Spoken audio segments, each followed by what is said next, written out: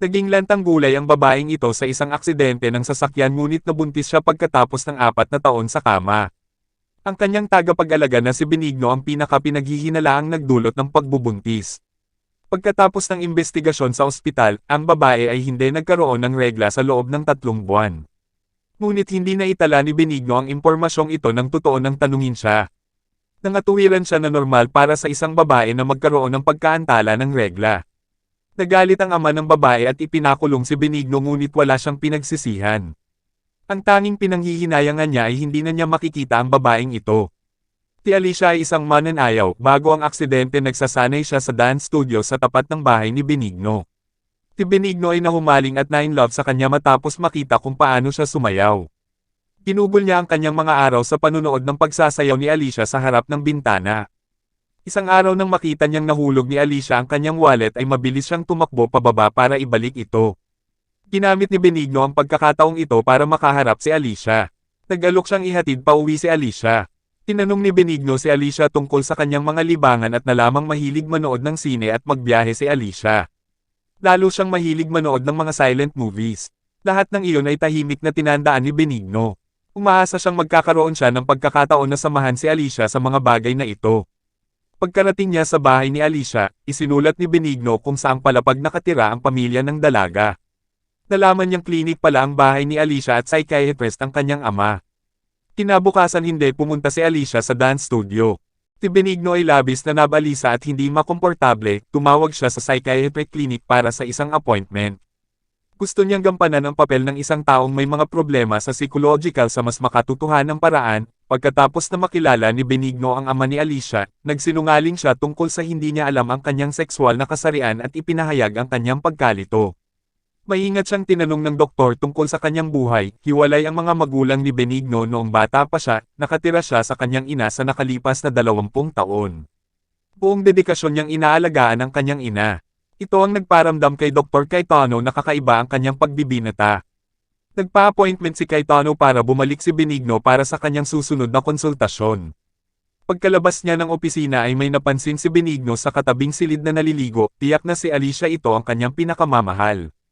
Kaya si Benigno ay pumasok sa silid upang makita kung paano namumuhay si Alicia. Nakita niyang kumuha siya ng isang hairpin mula sa mesa. Paglabas niya ay nabangga niya si Alicia na kakaligo lang. Tinabi niya sa kanya na huwag matakot, nakatatapos lang ng counseling session niya at aalis na siya. Sabi niya hindi niya sasaktan si Alicia. Nakita ni Alicia ang pag-alis ni Benigno. Ang hindi nila alam na ito na ang huling pagkikita nila habang maayos pa si Alicia. Tapos umulan ng malakas ng ilang araw. Naaksidente si Alicia nang dalhin siya ng tatay niya sa ospital, nirekomende ng ospital si Benigno bilang tagapag-alaga niya. Dahil si Benigno ay nagkaroon ng psychiatric consultation noon kay Cayetano. Naniniwala si Cayetano na nabalisa siya sa emosyon at pangyayari. Ngunit para niyang ipinain ang anak niya sa isang lobo, na hindi mo pa nakikita ang isang baliw na lalaking tagapag-alaga.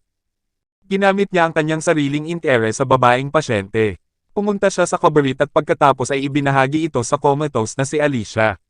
Kumuha siya ng litrato ng kanyang idolo at hiniling niya na sana sa paggising ni Alicia ay patuloy itong sumayaw. Patuloy niyang kinakausap si Alicia habang nililinis niya ang kanyang katawan.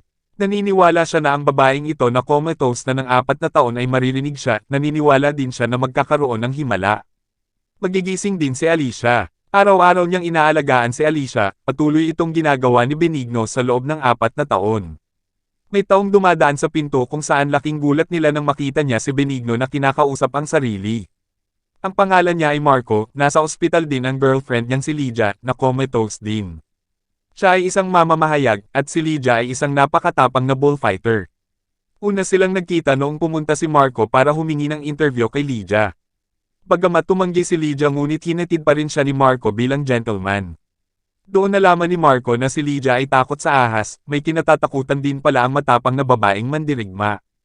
Pinaramdam nito sa kanya ang kahinaan ni Lydia kaya pinakiusapan niya si Lydia na maging girlfriend niya. Pumayag din si Lydia pero hindi nagtagal. Naaksidente si Lydia sa isang bullfight at nakomatose. Napatingin si Marco sa kasintahan na ngayon nga ay nakaratay.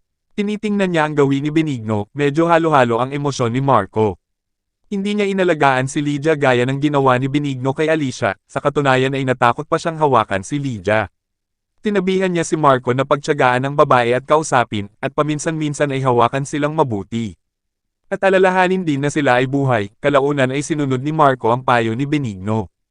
Inilalabas niya si Lydia sa ilalim ng araw, ngunit hindi ito nagawang alagaan ni Marco ng matagal. Dahil bumalik ang ex-boyfriend ni Lydia, nag-alok siyang doon na lang at aalagaan si Lydia. Walang magawa si Marco pero walang dahilan para tumanggi siya. Naalala niya ang kasal na dinaluhan nila na naluluha si Lydia. Naalala niya ang huling pagkikita nila at ang pagtatalo nila. Alam ni Marco na iniisip pa rin ni Lydia ang dating nobyo. Nagpaalam si Marco kay Benigno bago isuko ang relasyon, sa puntong ito, nanlumo si Benigno. Sinabi niya kay Marco na pakakasalan niya si Alicia, napatulala si Marco, sinabi niya kay Benigno na hindi okay dahil sarado ang utak ni Alicia at siya ay isang lantang gulay. Wala siyang malay, pero ang hindi inaasahan ni Marco ay mas kakilakilabot pa ang susunod na gagawin ni Benigno. Umupo ang grupo ng mga doktor at pinag-usapan sa napakaseryosong paraan na buntis ang isang babaeng nakoma sa loob ng 4 na taon. Lahat sila ay itinuro ang mga hinala kay Benigno. Ninanipulan ng caregiver na si Benigno ang babae habang wala ang ibang caregiver at ginahasa niya. Nagsinungaling siya na may regla si Alicia dahil in love siya sa dalaga at gusto pa niya itong pakasalan. Si Benigno noong una ay ipinagtanggol ang sarili ngunit sa huli inamin niya ang krimen nang walang nagpipilit sa kanya. Ngunit hindi niya ito pinagsisisihan, alam ni Marco ang tungkol dito. Pagkaraan ng ilang buwan, nakita niya ang pagkamatay ni Lydia sa pahayagan, tumawag siya sa ospital para hanapin si Benigno. Nalaman ni Marco na nasa kulungan si Benigno dahil sa panggagahasa ng isang babae. Pinuntahan niya si Benigno para dalawin. Nanlumo si Benigno, tinanong niya kung kumusta na si Alicia, at kung nakapanganak na ba ito. Gusto niyang lumabas at makita si Alicia, at hiniling kay Marco na palitan ang kanyang abogado. Upang bayaran si Marco ay pinatira niya ito sa kanyang bahay. Kababalik lang ni Marco sa syudad at wala nang ibang mapupuntahan, lumipat siya sa bahay ni Benigno. Nang makita niya ang higanting larawan sa dingding ay natigilan siya, hindi niya akalain na ganoon pala kalalim ang pagmamahal ni Benigno kay Alicia. Pumunta siya sa bintana at tumingin sa labas, sa tapat ng building ay ang dance school na binanggit ni Benigno. Nang makita niya ang isang babaeng nakaupo sa dance studio, nanlaki ang mga mata niya na ang babaeng iyon ay si Alicia. Nagising si Alicia sa stimulation ni Benigno. Ngayon siya ay nasa rehab sa dance academy, ngunit ang bata sa kanyang sinapupunan ay namatay bago ito maipanganak sa mundong ito. Nang malaman ito ni Benigno tinanong siya ni Marco na namumula ang mga mata kung nasiraan na ba siya ng loob. Ang tanging ikinatuwa at ikinagaan ng loob niya ay ligtas pa rin si Alicia, nagpasalamat si Benigno sa tulong ni Marco. Gusto niyang yakapin si Marco pero hindi niya magawa. Nang tuluyang makauwi si Marco ay nakatanggap siya ng paalam na text mula kay Benigno na hindi niya kayang mabuhay nang hindi nakikita si Alicia. Uminom siya ng maraming gamot at nagpakamatay. Inipon ni Marco ang mga gamit ni Benigno. Nakita niya ang isang hairpin ni Alicia na pinakaiingatan ni Benigno. Sa dulo ng kwento tumayo si Marco sa harap ng puntod ni Benigno. Naniniwala siyang maririnig siya ni Benigno sa langit. Pinagdarasal ni Marco na siya na ay maging mapayapa ang kaluluwa ni Benigno. At dyan na po nagtatapos ang video mga kapatid. Maraming salamat sa panunood. Hanggang sa muli, goodbye.